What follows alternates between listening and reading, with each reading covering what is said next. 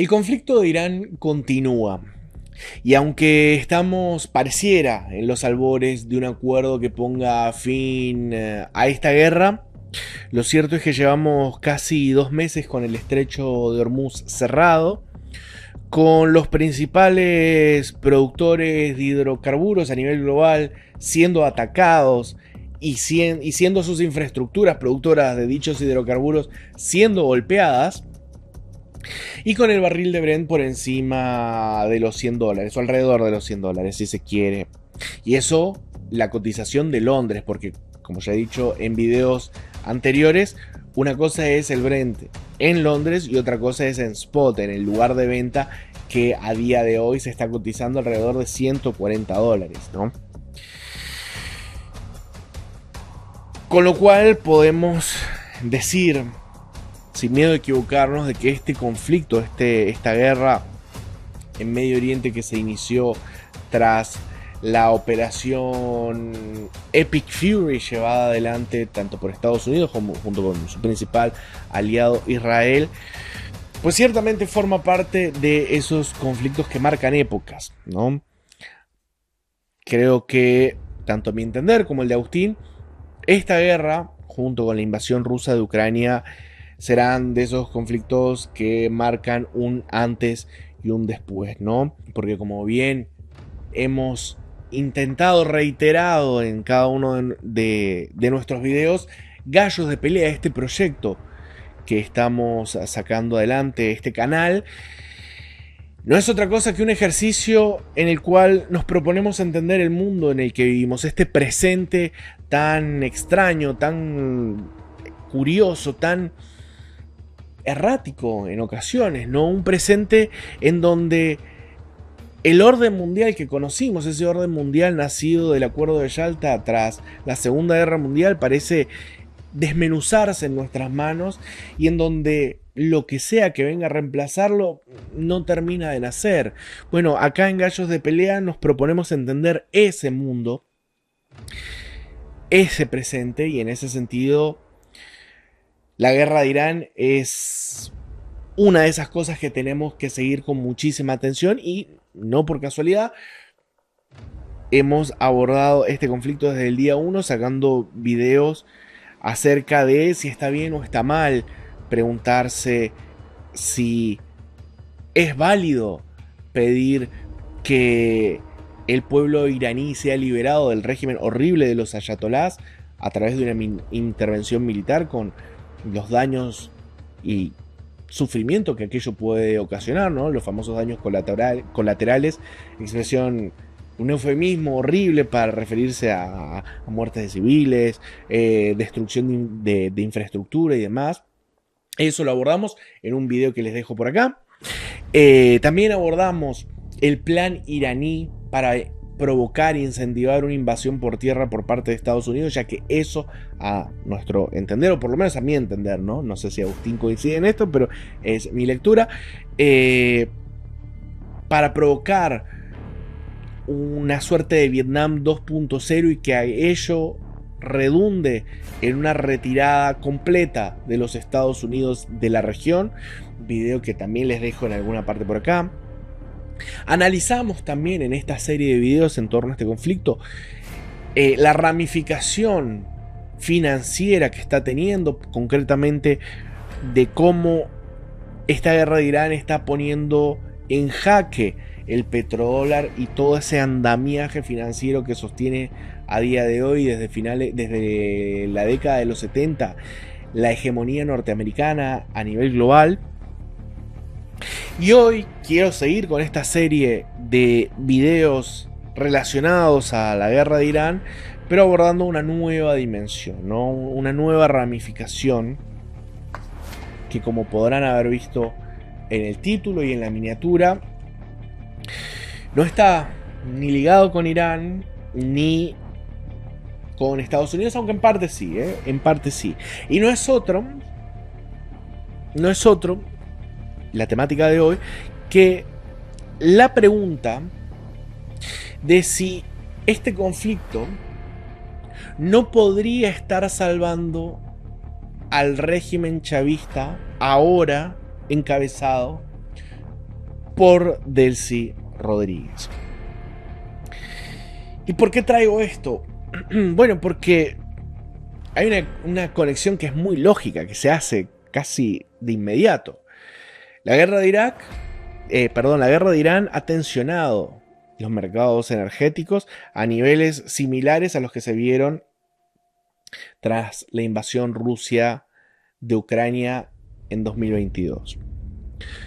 Desde entonces, Rusia como productor energético global ha quedado completamente marginada. Es cierto que sigue exportando, pero entre las sanciones y los ataques de drones y misiles balísticos ucranianos, su capacidad exportadora está siendo completamente mermada. Con lo cual sacamos uno de los principales productores y exportadores energéticos del plano. Lo sacamos. Perfecto. Seguimos operando con Estados Unidos, ahora Argentina se suma un poquito como exportador mediano, etc., pero apoyados principalmente en el Medio Oriente. Pero es que ahora tenemos el conflicto de Irán. Y en ese conflicto, ese centro de producción se ve completamente deteriorado, disrupted, como dicen en inglés, ¿no? Toda la producción o ha sido atacada o está siendo amenazada porque no puede pasar por el estrecho de Hormuz, y si no, está el riesgo siempre latente de que los hutíes en Yemen cierren el paso de Bab el Mandeb en el Mar Rojo, con lo cual, de nuevo, toda esa región entra en crisis, se está en duda si se puede contar con ellos o no, y en ese contexto, productores medianos como lo es la Venezuela de Delcy Rodríguez, dejan de ser un simple productor más para volverse en piezas claves del nuevo orden mundial que se está formando y del cual nosotros, insisto, en este canal queremos dar cuenta en cada uno de nuestros videos. Y en ese sentido, la pregunta que cabe hacerse es: Donald Trump, no el líder de la transición democrática venezolana, porque ese puesto está reservado a María Corina Machado, sin lugar a dudas, sin discusión, pero la palanca que ha de alguna manera hecho que eso pareciera posible, por lo menos a principios de año, cuando el 3 de enero en la operación Resolución Absoluta se capturara a Nicolás Maduro y Cilia Flores, esa transición pareciera posible. La pregunta es si Donald Trump está dispuesto en este contexto, no en el contexto de enero de 2026, sino en el contexto de mayo de 2026, de presionar a un régimen que exporta petróleo y que es responsable de alrededor del 1% de la producción mundial, que parece poco, pero en este contexto es fundamental, de presionarlo en pos de llevar adelante una agenda democrática que no es la suya, honestamente. Y eso es lo que vamos a tratar de analizar el día de hoy, ¿no? Yo quiero arrancar primero entendiendo cuál era el contexto, ¿no?, de Venezuela antes de la invasión norteamericana o el conflicto Medio Oriente, el ataque norteamericano a Irán con la operación Epic Fury, que a mi entender desata todo, ¿no? Y es que la oposición venía con un momentum increíble, ¿no? En 2023 se abren las primarias de toda la oposición. No nos olvidemos que históricamente, desde la llegada de Chávez al poder en 1999, la oposición venezolana ha estado siempre fragmentada, en un principio entre adecos y copellanos, pero con el correr del tiempo la oposición venezolana no hizo más que atomizarse y fragmentarse y separarse en grupos y grupúsculos y demás. Eso en 2023 se acaba y se unifica en torno a la figura de María Corina Machado, lo cual fue una conquista absoluta por parte de la oposición y concretamente de María Corina. En julio de 2024 se llevan a cabo las elecciones, como ustedes recordarán.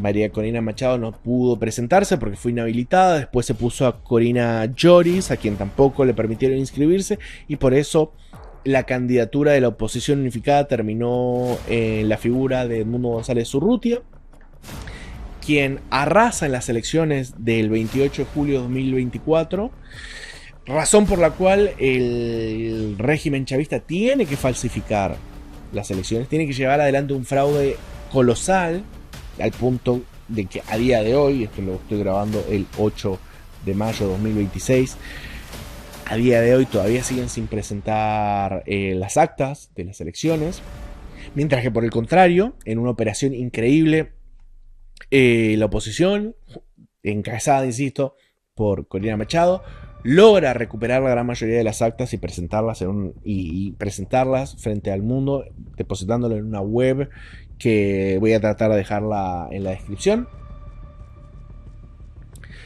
Luego de eso, al año siguiente, María Corina Machado recibe el Nobel de la Paz, y en enero de este año, concretamente el 3 de enero, ocurre la operación Resolución Absoluta, en donde, insisto, Nicolás Maduro y Cilia Flores son capturados. Y en ese contexto, todos pensamos que esta larguísima historia, esta serie que parecía interminable, empezaba a llegar a su fin, y finalmente la democracia se iba a abrir paso en Venezuela, ¿no? Vimos todos el discurso de Trump cuando sucedió esto, un discurso un poco raro porque no mencionó sí mencionó a María Corina Machado, pero dijo que no tenía el apoyo de Venezuela, etcétera. Después, bueno, muchos salieron a decir que se refería a que no tenía el apoyo de las figuras claves como el ejército, las instituciones y demás, y que por extensión era pertinente poner a alguien como Delcy Rodríguez entre medio o de manera interina para que lleve adelante como una reestructuración que desembocara en unas elecciones que probablemente ganaría María Corina Machado. Se anunció que se iban a levantar las sanciones y se iba a reincorporar, si se quiere, a Venezuela en el mercado internacional de hidrocarburos, elemento central en esta discusión, pero que el dinero iba a pasar por Washington para que no hubiera cosas raras ni digamos, repartir dinero entre allegados y no utilizarlo para lo que es la reconstrucción de la infraestructura venezolana, etc. O sea, que no se utilizara para que el régimen se atrinchera, sino para reconstruir el país, que, como todos sabemos, está en condiciones catastróficas. O sea, Venezuela se encuentra hoy en unas condiciones que pareciera que hubiese pasado una guerra, ¿no? Todo parecía ir, bueno, todos teníamos ciertas incertidumbres, pero había como un panorama más o menos de optimismo, ¿no? Sobre todo frente a lo que había sido una operación completamente hiperquirúrgica, ¿no? O sea, en un par de horas se llega a Venezuela, se lleva a Maduro y ahí no pasó absolutamente nada. Y sin embargo, esa sensación de optimismo y de, bueno, por fin esto está llegando a su fin, empieza a truncarse, insisto, con la guerra de Irán. Con la guerra que comienza el 28 de febrero, Día de los Enamorados, en Irán. Y desde entonces, y a mi entender, todo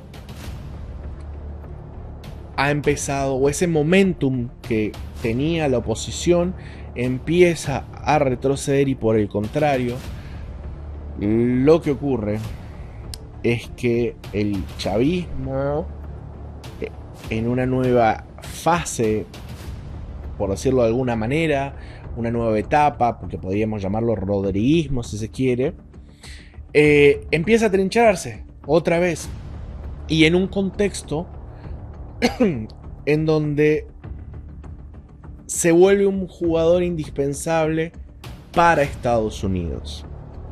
Y acá es donde está la cosa. ¿Por qué digo esto? ¿Por qué digo que esta guerra le da oxígeno al chavismo? A mi entender, por tres cosas. La primera es un poco obvia, ¿no? El petróleo. O sea, en un contexto de tensión máxima del mercado de hidrocarburos, el petróleo se vuelve indispensable y Venezuela, insisto, a pesar de ser responsable solo del 1% de la producción global, en este contexto, ese 1% vale su peso en oro. Vale su peso en oro. Además, insisto, como ya dije antes, el chavismo está mutando, ya venía mutando con Maduro, pero tras su captura y la llegada de Delcy Rodríguez como presidente interina, la mutación se vuelve más, se acelera y empieza a convertirse o empieza a pasar de ser un régimen autocrático, una dictadura profundamente ideológica, ¿no? Esa dictadura o esa ideología originaria de la de Hugo Chávez, del socialismo del siglo XXI y Sarasa, empieza a convertirse en una autocracia sin mucho más pragmática, que lo que le interesa es permanecer en el poder y no mucho más. Y no mucho más. Y en ese sentido, no es de extrañarse que el 29 de enero de este mismo año, o sea, después, ni siquiera había pasado un mes desde que Maduro había sido capturado, de las primeras cosas que hace Delcy Rodríguez es llevar adelante una reforma de PDVSA, la empresa estatal de petróleo venezolano. Una reforma que le da autonomía, le da flexibilidad y de alguna manera desideologiza a la empresa para que ésta pueda firmar acuerdos con empresas extranjeras, recibir inversiones, etcétera, etcétera, etcétera. Cosa que al parecer funciona, porque fíjense, el 28 de abril, la empresa británica de British Petroleum firma un acuerdo con PDVSA para desarrollar el área gasífera offshore de Lorán.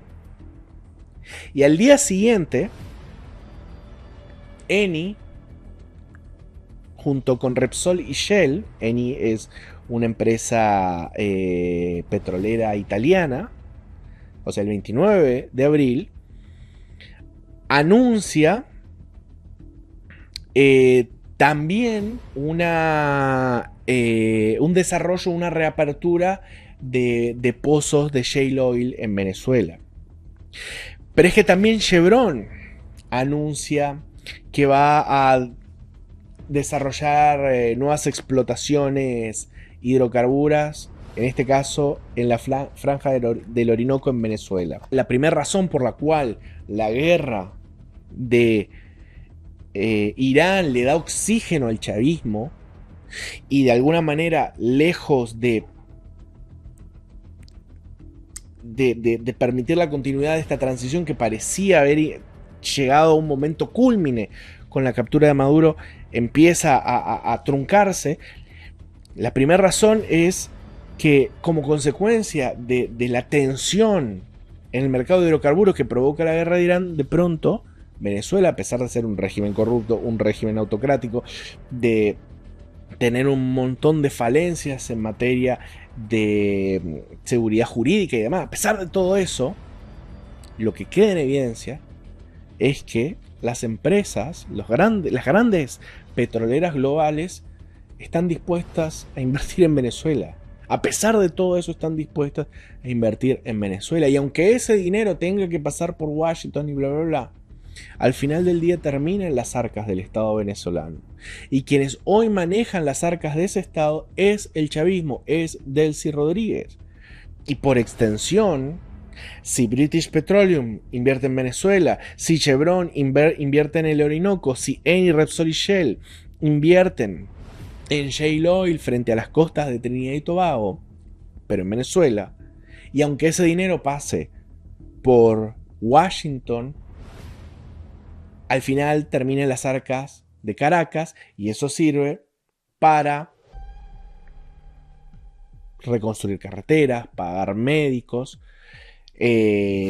financiar campañas y comprar lealtades y aceitar, de paso, una maquinaria represiva que, como bien ha declarado Amnistía Internacional, no ha desaparecido.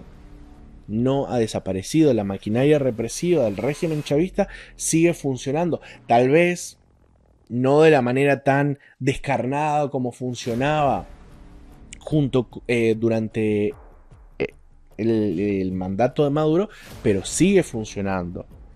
Prueba de ello está en que la amnistía que se promulgó sirvió solo para algunos y de manera completamente autoritaria. Acá no tengo las cifras, pero lo cierto es que no todos los presos políticos pudieron salir, y aquellos que no se les permitió salir se les prohibió de manera completamente arbitraria y autoritaria, dando cuenta que las decisiones se siguen tomando a dedo y no en base a ninguna ley, ningún tribunal, ninguna nada. Y eso, todos estos acuerdos que les mencioné de estas petroleras, financian todo eso. Y por extensión, Delcy se atrinchera. La segunda razón por la cual, para mí, la guerra de Irán trunca, por lo menos de momento temporal, la transición democrática en Venezuela, que parecía haberse vuelto una realidad, insisto, el 3 de enero cuando se captura Maduro, es que todo esto inexorablemente desplaza el foco de atención de Washington del Caribe al Medio Oriente. No solo es que los portaaviones que estuvieron frente a las costas de Venezuela durante toda la segunda mitad del año pasado hasta la captura de Maduro ya se fueron en dirección al Estrecho de Hormuz, sino que el grueso de las fuerzas norteamericanas también está en el Medio Oriente, y digamos que toda la atención mediática, toda la atención de la administración y las mentes, todos están trabajando en cómo corno resolver el pifostio que se montaron allá, y no en cómo hacer avanzar la transición democrática en Venezuela. Y es que además, como bien indica el analista Imdat Oner, un analista turco que vive en Estados Unidos pero que analiza Venezuela, las figuras extrañas que uno se cruza en este mundillo de la geopolítica, tras el fracaso de la operación en Irán, en donde no se consiguió hacer un cambio de régimen,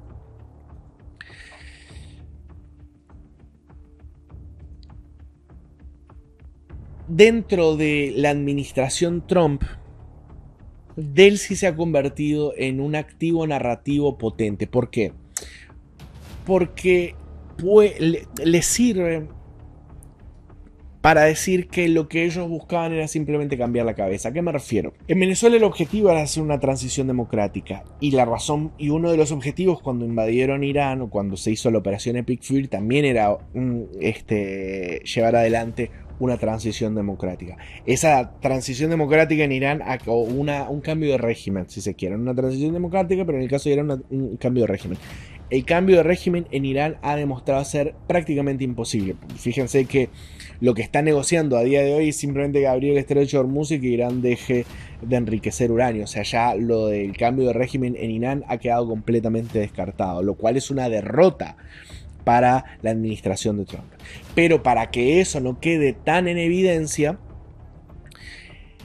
ensalzan su logro de remover a Maduro de la ecuación en el caso de Venezuela para equiparar la muerte del líder supremo Ali Khamenei, que eso sí consiguieron. O sea que si en Venezuela se lleva adelante una transición democrática, todo esto lo dice, insisto, el analista Imdad Oner, si en Venezuela se termina llevando adelante, empujado por Estados Unidos, una transición democrática, va a quedar más en evidencia que en Irán no lo consiguieron. En cambio, si simplemente queda Delsi, pueden decir veces que nosotros lo que estábamos buscando era simplemente sacar a Ali Khamenei padre, como en Venezuela simplemente queríamos sacar a Maduro y ya está, y quedan nuevas figuras que son más abiertas, más whatever, cualquier cosa, etc. Con lo cual, el desplazamiento del foco no es solo de una cuestión material de que Estados Unidos ya no estaría tan presente en el Caribe, aunque a pesar de que en los últimos días, semanas, Trump viene diciendo que el siguiente en la lista es Cuba, etcétera. Yo no creo que pase nada, pero bueno, habrá que ver. Lo cierto es que su atención, en función de lo que dice Imdad Oner, es que Delsi a nivel narrativo empieza a ser un activo valioso. Empieza a ser un activo valioso que de alguna manera oculta el fracaso original en Irán. Pero es que eso no son solo estas dos razones, sino que falta la tercera, a mi entender, la más potente, y es la siguiente. La guerra de Irán ha dejado una lección sobre la mesa importantísima, que es la siguiente. Frente a la principal potencia mundial,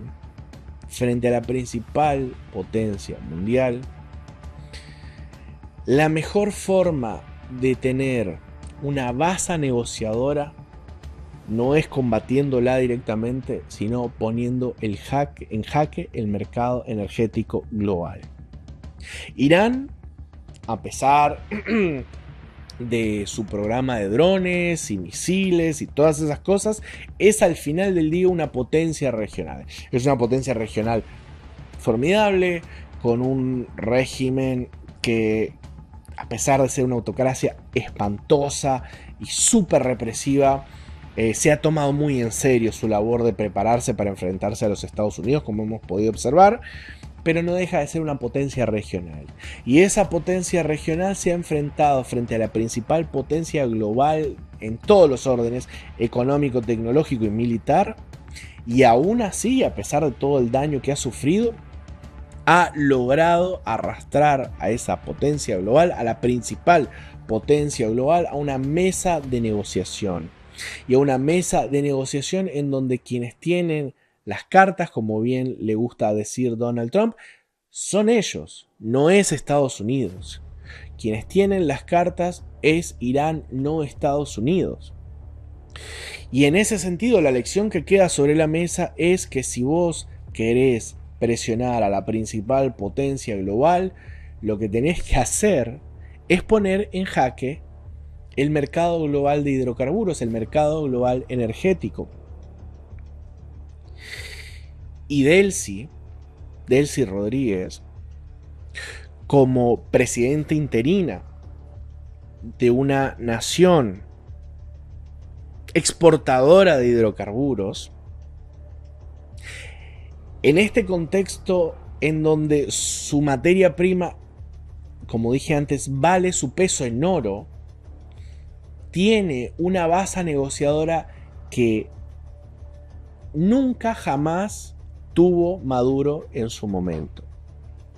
Hoy Delsi Rodríguez puede ejercer una presión en Washington que es que creo que ni siquiera Chávez tuvo esta capacidad negociadora que tiene Delsi Rodríguez sobre la mesa.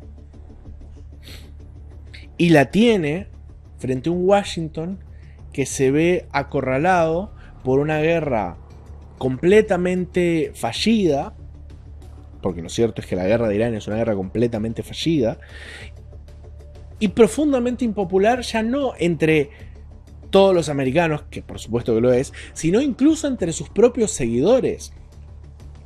Porque como todos recordaremos, Donald Trump llegó a la Casa Blanca prometiendo ponerle fin a las intervenciones militares. Y hoy está empantanado en una intervención militar en Medio Oriente. La ironía, ¿no? Y eso lo sabe Delcy. Y eso lo sabe Delcy. Y por eso, lejos de mostrarse soberbia, pedante y demás yerbas, se muestra negociadora, amable, receptiva de Washington, porque quiere mostrarse como un socio confiable, ¿no? Que no hace falta llevar a cabo acá en Venezuela una transición democrática. Yo sé que te llevas muy bien con Corina Machado, Donald Trump, pero acá nada, eso no hace falta. Yo te garantizo todo el petróleo. Yo no te voy a decir nada, no te voy a criticar por lo de Irán, yo no me voy a meter, me voy a comportar 20 puntos, pero vos no te metas con la democracia acá y te abro para que vos hagas todos los negocios, pero vos no empujes la democracia acá. Y creo que es un poco lo que está pasando. Creo que es un poco lo que está pasando. Ya lo decía la revista America's Quarterly, que se dedica a análisis geopolíticos, en un artículo escrito por Benigno Alarcón Deza, escrito el 29 de abril, o sea, hace el mes pasado, hace 10 días, una cosa así. Un artículo que se titula Normalización sin transición, el manual de Delcy Rodríguez, ¿no? En donde la tesis básicamente es que Venezuela avanza hacia la normalización económica sin condiciones políticas significativas. Porque además, en medio de todo esto, no solo es que la administración Trump no presentó en ningún momento cuál iba a ser el roadmap, el camino a seguir para alcanzar la democracia en Venezuela, sino que ha dado concesiones muy importantes, como quitar las sanciones a su industria petrolera, abrir los canales diplomáticos y los consulados que se habían cerrado en 2019, luego de los eventos junto a Juan Guaidó. Ha hecho concesiones enormes a Estados Unidos sin exigir como compensación progresos, hechos concretos que den cuenta de un avance hacia una transición democrática. Para nada. Estados Unidos ha hecho concesiones muy importantes y no ha pedido nada concreto a cambio en la dirección de una transición democrática. Lo que sí ha pedido es que la industria petrolera esté abierta y receptiva a las inversiones que Estados Unidos quiere hacer, que las grandes petroleras quieren hacer y demás. Eso sí ha pedido. Pero la transición democrática no tanto. Y por eso, y con este contexto, y con una Casa Blanca asediada por sus propios simpatizantes, que votaron a Donald Trump pidiendo el fin de las intervenciones en el extranjero, creo yo, y espero estar equivocado, pero creo que esa transición que pudimos acariciar a principios de este año, creo que se va a demorar un poquito más de lo que pensamos en un principio. No digo que no vaya a ocurrir, pero no creo que vaya a ser tan rápido como en algún momento, capaz de manera un tanto ilusa, pudimos pensar luego de ver a los helicópteros norteamericanos llevarse a Nicolás Maduro el 3 de enero de este año. Así que sin más y para ir cerrando, simplemente quiero citar una frase que dijo el dramaturgo venezolano José Ignacio Cabruja, que me parece que para esta ocasión viene como anillo al dedo, que dice lo siguiente: Venezuela es un país provisional, un país en donde todo ocurre en gerundio, un país donde nada termina de pasar del todo y la vida está suspendida, en un mientras tanto y en un por si acaso. Nada, me parece que es lo que mejor define este momento, a mi entender, un poco triste. Pero que bueno, que aún así no hay que perder las esperanzas y hay que seguir empujando para que esa transición ocurra. Nada, y no y no comprarle buzones a mesías de gorras con eslogans. Eso suele llevar a resultados, bueno, no muy buenos. Sin más que decir, como siempre, suscríbanse, pongan la campanita para enterarse cuando subimos videos, dejen un like, un comentario. Recuerden que pueden seguirme en Twitter, ahora X, en mi cuenta de Gabriel Sartis, o sea, con Gabriel Sarti y S al final. ¿Qué más? Y no mucho más. Espero que les haya gustado y nos vemos en la próxima. Les mando un saludo muy grande. Mi nombre es Gabriel Sarti y esto es Gallos de Pelea. Chau, chau.